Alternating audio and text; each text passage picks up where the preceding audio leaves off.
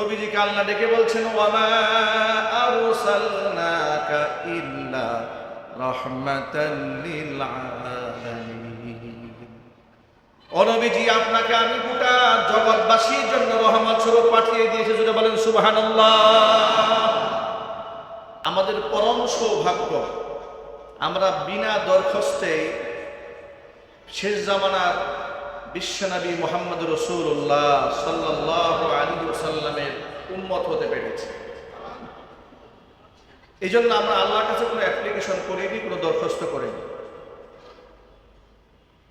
শ্রেষ্ঠ নবী, নবিকুল শিরোমণি, ইমামুল মুরসালিন, রাহমাতুল লিল আলামিন, খাতামুল আম্বিয়া, নবিয়ুনা মুহাম্মদুর রাসূলুল্লাহ সাল্লাল্লাহু আলাইহি ওয়াসাল্লামের উম্মত হিসেবে আল্লাহ তাআলা আমাদের মতো নগণ্য গুনাহগার বান্দাদেরকে কবুল করেছেন। আপনারা কি খুশি না বেজার? জোর আওয়াজে বলছি আলহামদুলিল্লাহ। নবী করিম সাল্লাল্লাহু আলাইহি ওয়াসাল্লামের এত শান, মান, মর্যাদা আল্লাহ তাআলা দান করেছেন। কোন কোন ক্ষেত্রে আল্লাহ সুবহানাহু ওয়া তাআলা তার নিজের হকের উপরে রাসূলের হককে আল্লাহ পাক প্রাধান্য দিয়েছেন। যার দরুন আল্লাহর সাথে গুস্তাখি করেছে, বেয়াদবি করেছে, অনেক ক্ষেত্রে আল্লাহ বান্দাকে ক্ষমা করেছেন, কোনো অ্যাকশন নেন নাই। কিন্তু রাসূলের সাথে বেয়াদবি করেছে, আল্লাহ তাআলা এই ব্যাপারে সবর করেন নাই, দুনিয়াতেই শাস্তি নাজিল করে দৃষ্টান্ত স্থাপন করেছেন। এত মহব্বত আল্লাহ পাক তার রাসূলকে দিয়েছেন, এত সম্মান আল্লাহ পাক তার রাসূলকে দান করেছেন। নবী করিম সাল্লাল্লাহু আলাইহি সাল্লাম বলেছেন যে সম্মান শুধু আল্লাহ দুনিয়াতে আমাকে দিয়েছে শুধু তাই নয়, আখিরাতে আল্লাহ আমাকে সীমাহীন সম্মান এবং মর্যাদার অধিকারী বানিয়েছেন। কেমন সম্মান? আল্লাহ নবী বলেন, ইন্নাল জান্নাতা হুররিমাত আলাল আম্বিয়াই হাত্তা আদখুলাহা। পৃথিবীর সমস্ত নবীদের জন্য আল্লাহ তাআলা তারা জান্নাতকে হারাম করে রাখবেন, নিষিদ্ধ করে রাখবেন। কোন নবী জান্নাতে প্রবেশ করতে পারবে না হাত্তা আদখুলাহা, যতক্ষণ না পর্যন্ত আমি নবী নিজে জান্নাতের মেহমান না হব। এখানে আল্লাহ নবী সাল্লাল্লাহু আলাইহি ওয়াসাল্লামের মর্যাদা ফুটে উঠেছে। এবার নবীজি বলেন, ওয়া ইন্নাল জান্নাতা হুররিমাত আলাল উমামি হাত্তা তাদখুলাহা উম্মতি। তামাম পৃথিবীর সমস্ত নবীর উম্মতদের জন্য জান্নাত নিষিদ্ধ হয়ে থাকবে, গেট লক থাকবে, হাত্তা তাদখুলাহা উম্মতি, যতক্ষণ না পর্যন্ত আমি নবীর উম্মত জান্নাতি না হবে। এর মানে সমস্ত নবীদের মর্যাদার উপরে আমাদের নবীর মর্যাদা, সমস্ত উম্মতের উপরে আল্লাহ তাআলা এই উম্মতের মর্যাদা দান করেছেন। এই উম্মত যতক্ষণ পর্যন্ত জান্নাতে প্রবেশ না করবে, অন্য নবীর উম্মতেরা ততক্ষণ জান্নাতে প্রবেশ করতে পারবে না। একটু শুকরিয়া আদায় করে জোরে বলি আলহামদুলিল্লাহ। নবীজির শান, মান অনেক অনেক অনেক উপরে। আল্লাহর নবী মানুষ ছিলেন, কোনো সন্দেহ নেই, কিন্তু আমাদের মতো সাধারণ মানুষ ছিলেন না, অসাধারণ মানুষ ছিলেন। অতি মানব ছিলেন না, দানব ছিলেন না, কিন্তু মহামানব ছিলেন। গুণে, জ্ঞানে, ইলমে, যোগ্যতায়, আখলাকে, চরিত্রে গোটা বিশ্ব মানুষের জন্য আল্লাহ পাক তাকে একটা আদর্শ প্রতীক হিসেবে বিশ্ববাসীর জন্য উপহার দান করেছেন। এই জন্য নবীজি বলেন, ওয়ামা, নবীজিকে আল্লাহ ডেকে বলছেন, ওয়ামা আরসালনাকা ইল্লা রাহমাতাল লিল আলামিন। ও নবীজি, আপনাকে আমি গোটা জগৎবাসীর জন্য রহমত স্বরূপ পাঠিয়ে দিয়েছি। যদি বলেন সুবহানাল্লাহ। তাইফের ময়দানে শত্রু বাহিনী যখন রাসূলকে আঘাত করলো, কাফেররা পাগল বলে, ফেরেশতা এসে বলল, ও আল্লাহর হাবিব, আপনি শুধু পারমিশন দেন, এদেরকে দুপাশ থেকে পাথরের পাহাড়ে চাপ দিয়ে এদেরকে ধ্বংস করে দেই। নবীজি সাল্লাল্লাহু আলাইহি সাল্লাম বললেন, না, আমি আমার উম্মতের জন্য গজব হয়ে নাজিল হই নাই, আমি উম্মতের জন্য রহমত স্বরূপ নাজিল হয়েছে। জোরে বলেন সুবহানাল্লাহ। আখলাকে উন্নত, মর্যাদায়ও উন্নত। নবী করিম সাল্লাল্লাহু আলাইহি ওয়াসাল্লাম বললেন, আমি এদের জন্য গজব হিসেবে আসিনি, আমি আল্লাহর রহমত স্বরূপ এসেছি। আমি বিশ্বাস করি আল্লাহ পাক এদের ভিতর থেকে এমন বংশধর দান করবেন যারা এক আল্লাহ বিশ্বাসী হবে। সুবহানাল্লাহ।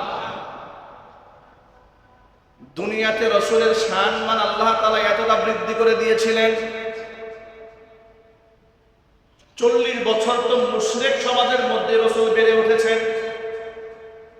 চাচা, দাদা, আত্মীয় স্বজন যারা প্রতিবেশী সব মূর্তি পূজারীদের মধ্যে বেড়ে উঠেছেন। জীবনে মূর্তি পূজা করেন নাই। নবী হওয়ার আগে থেকে আল্লাহ পাক নবুয়তের ঘোষণা আসার আগে থেকেই তাকে আল্লাহ তাআলা সেভ করেছেন, হেফাজত করেছেন। আল্লাহ তাআলা কুরআন মাজিদে ঘোষণা দিয়েছেন, লিয়াগফির লাকাল্লাহু মা তাকদ্দামা মিন যামবিকা ওয়া মা তাআখার। নবীজি, আপনার পূর্বাপর সমস্ত গুনাহ খাতা আমি আল্লাহ তাআলা অগ্রিম মাফ করার ব্যবস্থা করেছি। অগ্রিম মাফ করার ব্যবস্থা মানে আপনাকে আমি এমন ভাবে রাখবো যে আপনাকে গুনাহ আমি করতেই দেব না। একটু জোর আওয়াজে বলেন সুবহানাল্লাহ। আর এতটা সম্মান রাসূলকে আল্লাহ পাক দিলেন।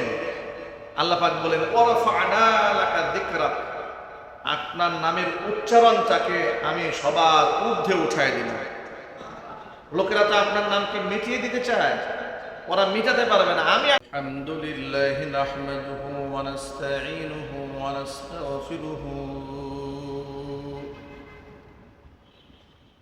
ওয়া নু'মিনু বিহি ওয়া নাতাওয়াক্কালু আলাইহি ওয়া নাউযু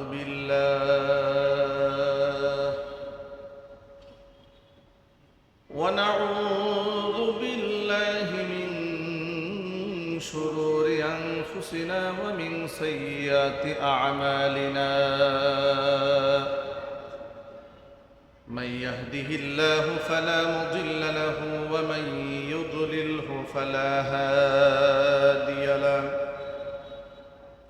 ونشهد أن لا إله إلا الله وحده لا شريك له ونشهد أن سيدنا ونبينا وحبيبنا وشفيعنا ومولانا محمدا عبده ورسوله الذي أرسله بالحق بشيرا ونذيرا وداعيا إلى الله بإذنه وسراجا منيرا أما بعد فأعوذ بالله من الشيطان الرجيم بسم الله الرحمن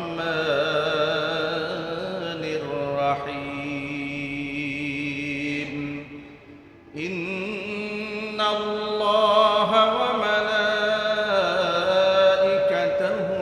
يصلون على النبي يا أيها الذين آمنوا صلوا عليه وسلموا تسليما اللهم صل على محمد وعلى آل محمد كما صليت على إبراهيم وعلى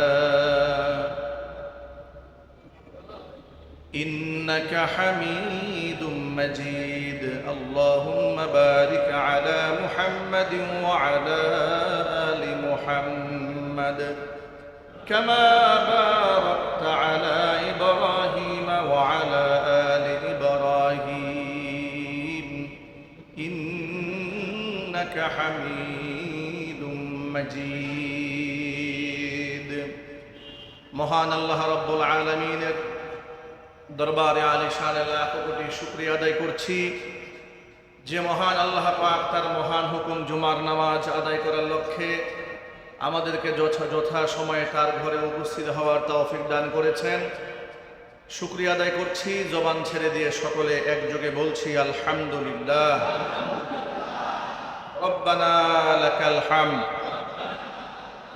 হামদান কাসীরা তাইয়িবান মুবারাকান ফীহি ইয়া রাব্বি লাকাল হামদু কামা ইয়ানবাগি লিজালালি ওয়াজহিকা ওয়া আযীমি সুলতানিকা।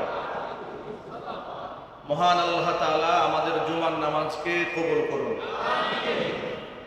আমাদের জিন্দেগীর গুনার খাতা আল্লাহ তাআলা মাফ করে দিন।